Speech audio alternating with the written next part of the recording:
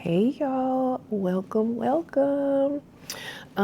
If you don't know already, I am Nay, aka Nay Flips Pages. I am one of over 70 bookish creators, Black bookish creators, that are participating in this 30-day Black BookTube challenge. Now, I have posted several videos here. A lot of them are just my normal book recaps from Instagram and TikTok, as well as the replays of my live interviews on TikTok. So, this is a little different for me. One, consistency is not my strong point. It doesn't take a rocket scientist to know. If you follow me, it's very obvious. And two, I don't really record dedicated YouTube videos. So I really wanted to do this, one, to try to work on being more consistent, and two, to really step out of my comfort zone and put more effort into my channel, okay? So all of us that are participating today is day one, Friday, June 19th. Happy Juneteenth, okay? And all of us have a set of questions for us to complete. It's more like a get to know me. I've never formally introduced myself. This is a fun fact. Even on my TikTok, I just hit 10K followers this week. On my Instagram, I have never done like a meet the bookstagrammer, meet the bookish creator. I just started posting videos and I've been rolling with it, okay? So consider this my informal introduction. It's nice to meet you. I hope you get to know a little about me, and I'm looking forward to us knocking this 30 days out together. So let's get to it, shall we? All right, question one. Who are you? Where are you from? What kind of books do you like to read? As I mentioned, I am Nay. I am from Port Arthur, Texas, representing till I'm dead. Shout out to Pimp C. I've been living in Houston for a very long time. No matter how long I live in Houston, Port Arthur will always be home, okay? Now, as for me, what kind of books do I like to read? I'm really diverse within Black books. So I read a lot of different genres. My faves obviously are urban fiction, urban romance. I love contemporary romance. And I also really like suspense thrillers. Now, I don't know if you can see behind me, but I have a nice little James Patterson collection. He is the exception to the rule. Now, I may not necessarily post reviews of his, but I'm gonna always have one of his books on the shelf, okay? Some of my favorite authors right now, my top two are M. Monique, who I refer to as my queen, and Tati Richardson, who I refer to as my fave. I love them so bad. And it makes sense because one is more of the contemporary romance, very spicy. The other is my urban romance. So it's the best of both worlds for me. Okay? That was easy. Next question. What made you start a YouTube channel? I'm going to be honest, I just did it. I didn't really put thought into it at the time. It was just more like I guess I'm supposed to have a YouTube. So now, though, I'm trying to be more intentional with everything I do in this space. I have a lot of opportunities underway, and I feel like if I want to be taken serious, if I really want to accomplish things in this space, then I have to put in a little bit more effort. So that's why I'm here. Also, originally, when I first started doing reviews and posting reels, it was such a struggle for me to get my videos under 3 minutes. If you don't know, when you post on Instagram specifically, when you post a reel, if it's over 3 minutes, it'll only push it to the people who already follow you, which means you probably won't get a lot of new followers off of your content. So it's best to try to get it under 3.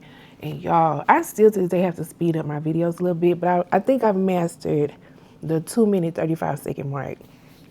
But if you can't tell already, I'm a yapper, certified yapper.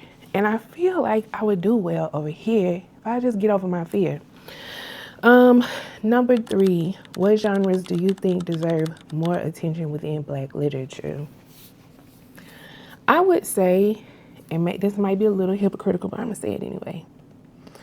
I do feel like Black fantasy, Black sci-fi, me personally, I don't really hear much about it.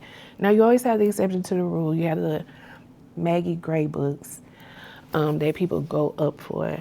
But all in all, I don't really hear much about it, so I don't know that it gets the love that it deserves. Now, it could be that I just hear what I like. My algorithm may be structured very well to my liking. Maybe that's why I don't get it. But if you asked me, that's what I would say. Which Black literary character lives rent-free in your head? That's actually a very easy answer. It's an easy answer. I'm going to give two. First, FMC that lives rent-free in my head is Ebony Grace from The Divorce Attempt. I actually did a video about that book. It really was crazy when I read the book because it felt very similar to what I was experiencing. Now, I did not go through a divorce at the time, but I was just going through just changes in my life. I just hit 40. I was dealing with some health stuff, and I felt like I was starting a new chapter by doing book reviews. And it really actually turned out very well. And so I really identify with Ebony because it's scary. No matter what is going on in your life, starting something new, stepping out on your own and doing something different, it's scary. It's scary. And when it surprisingly hits, it feels good, but that's still scary too because now I have followers and I have people that's looking for me to do something else. So male-wise, my MMC always and forever is going to be Gray. It's going to be Gray Summers from M. Monique's summer series. You want to talk about the perfect mates? You want to talk about the perfect book bae? He was written from my dreams. You hear me? Okay. Next up, what book best represents your community, culture, or upbringing? I would say The Thing About Home by Rhonda McKnight. That is a book that I call my comfort read, a book that I will frequently read and read again, or listen to the audiobook over and over again. And that's actually the reason why it is, it's not identical to my upbringing per se, but it really deals closely with like having that tight familial bond with a grandmother, particularly, you know, in the country, you know, small town, the importance of traditions, the importance of, you know, passing down family stories, family recipes, family history. And even book 2 in that series, I really identified with that. It really reminded me of like spending summers, you know, with my grandmothers and taking turns visiting with my great aunts and listening to them tell stories. A lot of people compliment the way I tell stories in my book reviews, and I actually picked that up from my great aunts. Specifically one named Rose Antoine, may she rest in peace. I used to just listen to her tell stories. I had no clue what she was talking about. But just her tone, her comedic timing, her mannerisms, her, you know, a lot of that comes from her. And I think about the women who made me who I am anytime I read that book or listen to that book. So that's actually an easy answer. Next up, which Black author would you love to have dinner with, living or deceased, and why? For me, Eric Jerome Dickey. I say that because I've always been into books. I was an only child and books kind of kept me entertained as a kid. But I think it got real for me in high school. And that is when Eric Jerome Dickey, Elan Harris, Carl Weber, like, were in their prime. And Eric Jerome Dickey was my fave. I had his entire collection at one point. And he passed away some years ago. And I think of him often now that I'm an older adult in this space. I always wonder, like, dang, what would it have been like if I could tag Eric Jerome Dickey? If I could hop in Eric Jerome Dickey's inbox and send him a voice note of, like, this book was crazy. Like, I really wish, with Elan Harris too, it would have been so dope the way that we're able to connect with authors now, interact with them. I do author interviews on TikTok. I probably would have cried the entire interview. I would have loved to do that with Eric Jerome Dickey. So if I could, we would sit down and have some drinks and have some chit chat, okay? If a new viewer found your channel today, what 3 books would introduce them to your reading taste? That's a good question. Let me think. I'm definitely gonna say Uncovering Love by M. Monique. I would say Losing Sight by Tati Richardson.